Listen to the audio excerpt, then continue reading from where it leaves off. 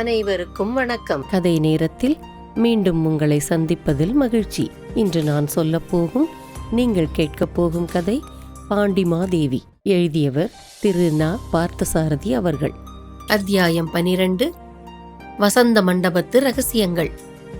கன்னியாகுமரியிலிருந்து எவ்வளவோ அருமையாக பாதுகாத்து கொண்டு வந்த அந்த ஓலை கடைசியில் மகாமண்டலேஸ்வரர் மாளிகையின் அந்தரங்க அறையில் எரிந்து சாம்பலாக போகும்படி நேரிடும் என்று தளபதி வல்லாளத்தேவன் சிறிதும் எதிர்பார்க்கவில்லை. ஓலையை எரித்து சாம்பலாக்கிவிட்ட பெருமையோ என்னவோ இடையாற்று மங்கலம் நம்பி அவனை பார்த்து மிக அலட்சியமாக சிரித்தார்.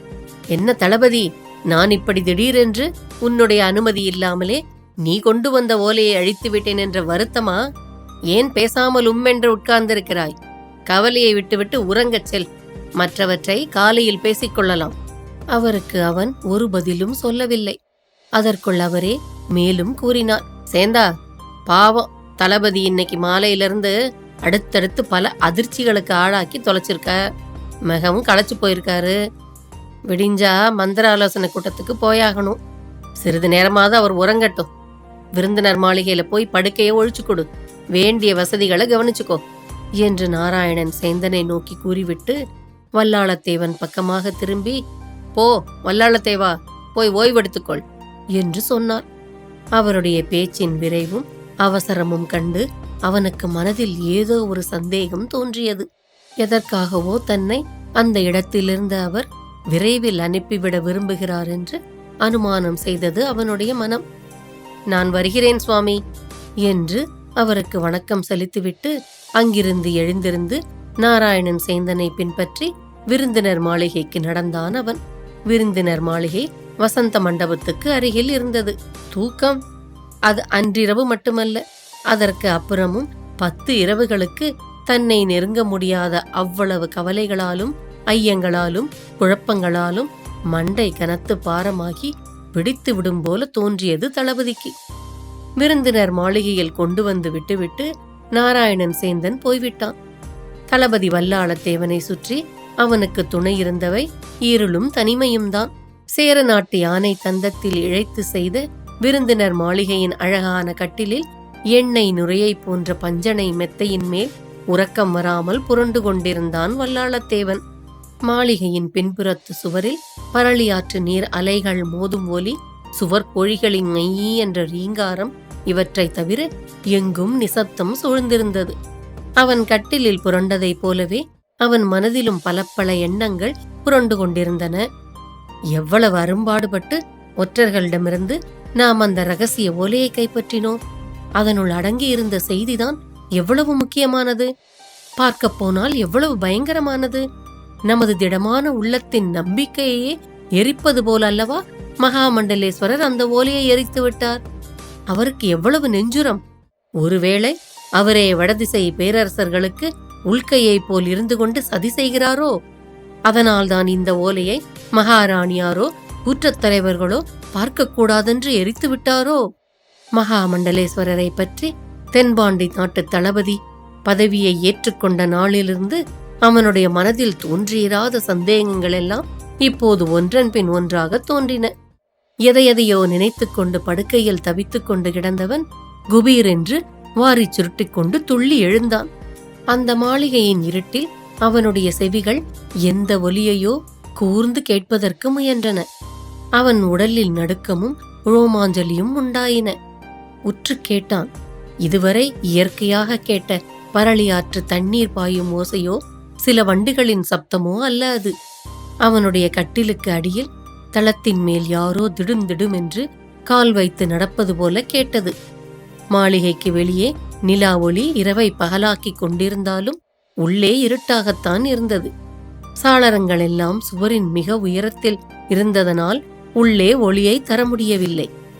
அந்த அகால வேளையில் இருட்டில் அப்படிப்பட்ட ஓசையை கேட்டபோது தன் படுக்கைக்கு எதிரே நிற்கும் பெரிய வடிவுடன் கூடிய தூண்களெல்லாம் கரு நெடும் பூதங்களாக மாறி கால் பெற்று மெதுவாக நடப்பன போல ஒரு பயங்கர பிரமை உண்டாயிற்று அவனுக்கு.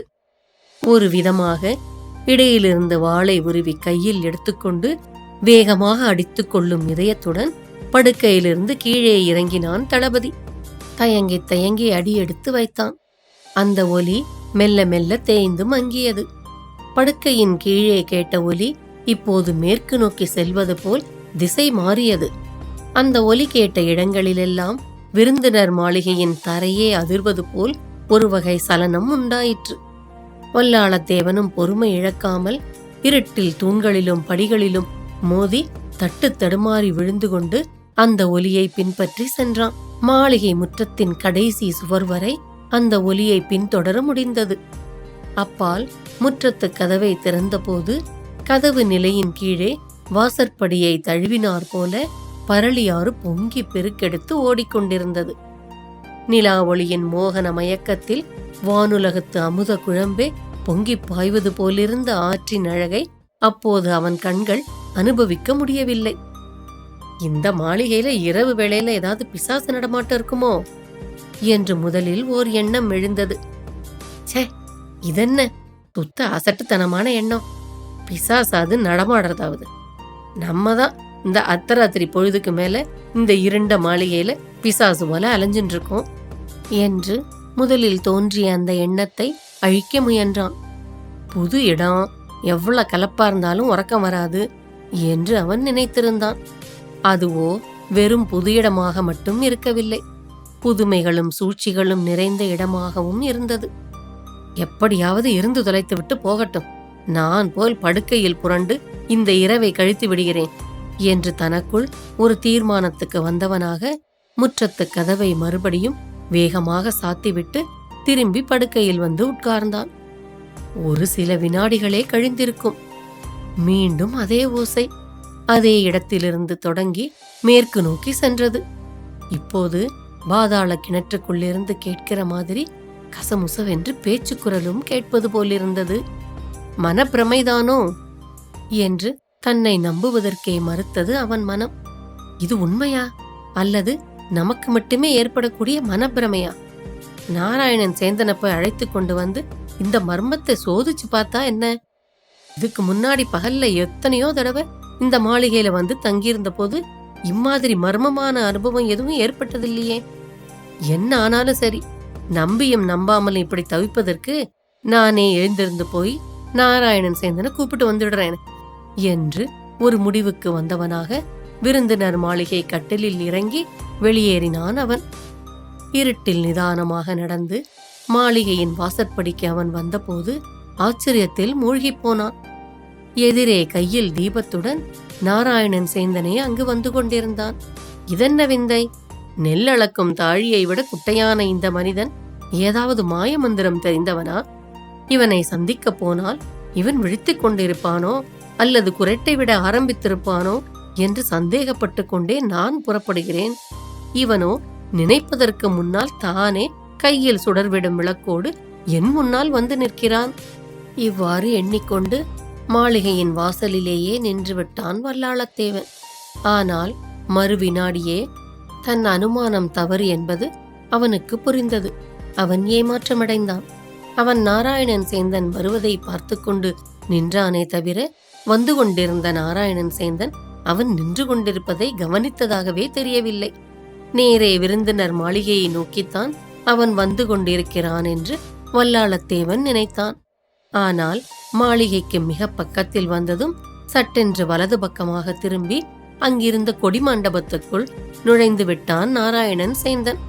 ஓ சேந்தா, இப்படி கொஞ்சம் வந்துவிட்டு போயே. சொற்கள் நுனி நாக்கு வரைக்கும் வந்துவிட்டன. என்ன தோன்றியதோ தான் சொல்ல வந்ததை சொல்லாமல் தளபதி உடனடியாக அடக்கி கொண்டு விட்டான். நின்ற இடத்திலிருந்தே நிலவின் ஒளியில் மரகத குன்றமென காட்சியளிக்கும் அந்த கொடிமண்டபத்தை நன்றாக பார்த்தான் தளபதி. அதற்குள்ளிருந்து முரசடிப்பது போல் ஒலி வந்தது. மல்லிகை, முல்லை, மாதவி ஆகிய கொடிகளை இயற்கையாக அந்த இடத்தில் மரங்களில் படரச் செய்து முற்றிலும் பசுங்கொடிகளால் ஆனதோர் கட்டிடம் போலவே காட்சி தருமாறு அமைக்கப்பட்டிருந்தது லதா மண்டபம் எனப்படும் அந்த கொடிமண்டபம்.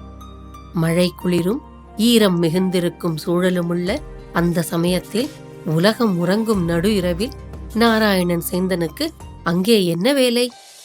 பால் போல் நிலா ஒளி பரவி இருக்கும் போது அவனுக்கு விளக்கு எதற்கு? என்று சிந்தித்து திகைத்தான் வல்லாளத்தேவன். ஏ அப்பா, இந்த குள்ளனும் இவன் ஆட்டி வைக்கிற இடையாற்றுமங்கலம் நம்பியும் எவ்வளவு மர்மங்களை அடக்கி வச்சிட்டு இருக்காங்க.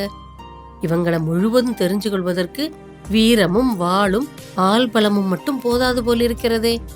அறிவு நுட்பத்தினாலும் சொந்த சாமர்த்தியம், சாதுரியம் இவைகளால் மாத்திரமே சாதிக்க முடிகின்ற காரியங்கள் இந்த உலகத்தில் நிறைய இருக்கின்றன.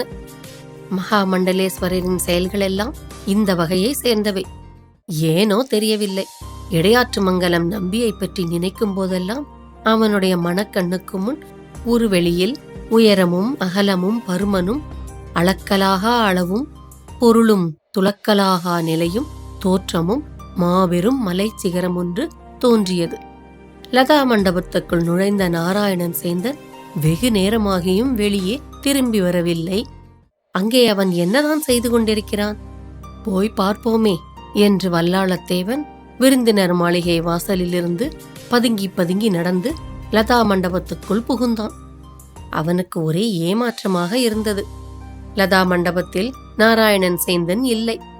வந்த வழியே திரும்பாமல் இந்த கொடிமண்டபத்திலிருந்து வெளியேறுவதற்கு வேறு ஏதேனும் வழி இருக்குமோ? அப்படி இருக்குமானால் இந்த வழியாக சேந்தன் வெளியேறி இருப்பானோ? எதற்கும் சந்தேகமற சுற்றி பார்த்து விடலாம் என்று எண்ணியவனாய் வட்ட வடிவமாய் அமைக்கப்பட்டிருந்த ஒரு மேடையை நெருங்கினான். பளிங்கு மேடையில் ஓரிடத்தில் தீபத்தை கீழே எடுத்து வைத்ததற்கு அடையாளமாகிய எண்ணெய் கரை படிந்திருப்பது லேசாக தெரிந்தது. பளிங்கு மேடையின் நட்ட நடுவில் உட்கார்ந்த கோலத்தில் திருமகள் சிலை ஒன்று செதுக்கி வைக்கப்பட்டிருந்தது. கையில் இருந்த தாமரை மொட்டின் மேலும் கீழே படிந்திருந்தது போல் எண்ணெய் கரையின் தழும்பு தெரிந்தது. யாரோ எண்ணெய் பட்ட விரல்களால் தொட்டிருக்க வேண்டும் என்று சிரமம் இல்லாமல் ஊகிக்க முடிந்தது. நாராயணன் சேந்தன் தன் கையில் கொண்டு வந்த எண்ணெய் தீபத்தை பளிங்குத் தரையில் வைத்துவிட்டு அந்த கை விரல்களால் திருமகள் சிலையின் கையிலுள்ள தாமரை மொட்டையும் தொட்டிருக்கிறான். தளபதி வல்லாளத்தேவனுக்கு மின்வெட்டும் நேரத்தில் ஒரு யோசனை உண்டாயிற்று. நடுங்கும் கையால் திருமகள் சிலையின் வலதுபுறத்து தாமரை அரும்பை தொட்டான். தொட்ட வேகத்தில் அது நன்றாக திருகுவதற்கு வந்தது. அது தானாக திருக முடியாமல் இறுகி நிற்கிற வரையில் அதை திருகினான் தளபதி. 12வது முறையாக அவன் கை விரல்கள் அந்த மலர் அரும்பை திருகுவதற்கு நெருடிய போது அவனுடைய உடலை சுமந்து கொண்டிருந்த பளிங்கு மேடை பூகம்பம் அடைந்தது போல கிடுகிடுவென்று ஆடியது. அடுத்த கணம் அந்த கருங்கல்லாலான திருமகள் சிலை யாரோ பிடித்து இழுத்து கொண்டு போவதைப் போல கிறுகிறுவென்று பின்னால் நகர்ந்தது. அது இருந்த இடத்தில் 4 கோல் நீளமும் 4 கோல் அகலமும் உள்ள சதுரமான இடைவெளி ஒன்று ஏற்பட்டது. மிரளும் கண்களால் குனிந்து பார்த்தான் அவன். வரிசையாக படிகள் தெரிந்தன. அதற்கப்பால் கருங்கும் என்று ஓர் இருட்டு குகையாக இருந்தது. தன்னை சுற்றிலும் 4 புறமும் ஒரு பார்வை பார்த்துவிட்டு அந்த சுரங்கத்துக்குள் துணிந்து இறங்கினான் அவன். 10-15 படிகள் இறங்கி உள்ளே சென்றதும் மேலே பார்த்தது போலவே ஒரு திருமகள் சிலை. சிலையின் இடதுகை தாமரை அரும்பை திருகினான் அவன். தளபதியின் எண்ணம் சரியாக இருந்தது. அவன் அதை திருகி முடித்ததும் மேலே சுரங்க வாயில் நகர்ந்து மூடிக்கொண்டு விட்டது. வெளியில் இருந்து வந்து கொண்டிருந்த சிறிதளவு நிலா ஒளியும் அடைபட்டு போகவே மைக்குழம்பை வழித்து அப்பினாற்போல் இருட்டு கோரமாயிருந்தது. எங்கோ ஒரு மூலையில் சிறு மின்மினி பூச்சு போல் சுரங்கப்பாதையில் தொலை தூரத்தில் ஒரு வெளிச்சம் தெரிந்தது. அந்த வெளிச்சம் சிறிது சிறிதாக நகர்ந்து மேலே சென்று கொண்டிருந்ததனால் நாராயணன் சேந்தன் தீபம் ஏந்திய கையுடன் முன்னே சென்று கொண்டிருக்கிறான் என்று உய்த்துணர முடிந்தது. தட்டு தடுமாறி வழியை தடவிக்கொண்டு தளபதி மேலே நடந்தான். சிறிது தூரம் சென்றதும் கீழே பாறையும் மணலுமாக இருந்தன. அங்கே கலகலவென்று தண்ணீர் கசிந்து இனிய ஜலதரங்க நாதத்துடன் பாய்ந்து கொண்டிருந்தது. அதன் காரணமாக வருகிறவர்கள் நடப்பதற்கு கல் தூண்களை நிறுத்தி அவற்றின் மேல் வரிசையாக மரப்பலகைகளை பாலம் போல பிணைத்திருந்தார்கள். அதன் மேல் நடக்கும்போது திடும் திடும் என்ற ஓசை உண்டாயிற்று. அது விருந்தினர் மாளிகையில் தான் படுத்திருந்த பகுதிக்கு அடியில் இருக்க வேண்டும் என்று வல்லாளத்தேவன் நினைத்தான். தான் படுத்திருந்த இடத்தில் அந்த மாதிரி ஓசை உண்டானதற்கு காரணம் அந்த சமயத்தில் சுரங்கத்துக்குள் அதே மரபாலத்தில் யாரோ நடந்து சென்றிருக்கிறார்கள் என்று அவனுக்கு தோன்றியது. பரளியாற்றில் நீர் நிறைந்து பாய்வதால் அந்த சுரங்கத்துக்குள் நீர் ஊறி கசிவு ஏற்பட்டிருக்கிறது என்று தெரிந்து கொள்ள முடிந்தது. முன்னால் விளக்குடன் போய்க் கொண்டிருக்கிற நாராயணன் சேந்தன் தான் நடக்கிற ஓசையை கேட்டு திரும்பி பார்த்துவிடக் கூடாதே என்பதற்காக மரப்பாலத்தில் பாதங்களை அழுத்தி ஊன்றாமல் மெல்ல நடந்து சென்றான் வல்லாளத்தேவன். கால் நாழிகை நடைக்கு பின் பூமிக்கு அடியிலேயே கட்டப்பட்டிருந்த ஒரு விசாலமான மண்டபம் போன்ற இடம் அவனுடைய கண் பார்வையில் பட்டது. அந்த மண்டபத்தில் வெளிச்சமாக இருந்தது. பேச்சு குரல்கள் கேட்டன. சுரங்கப்பாதையின் முடிவில் மண்டபத்துக்குள் நுழையும் இடத்தில் சுவரோடு சுவராக பதுங்கிக் கொண்டு பார்த்தான் வல்லாளத்தேவன்.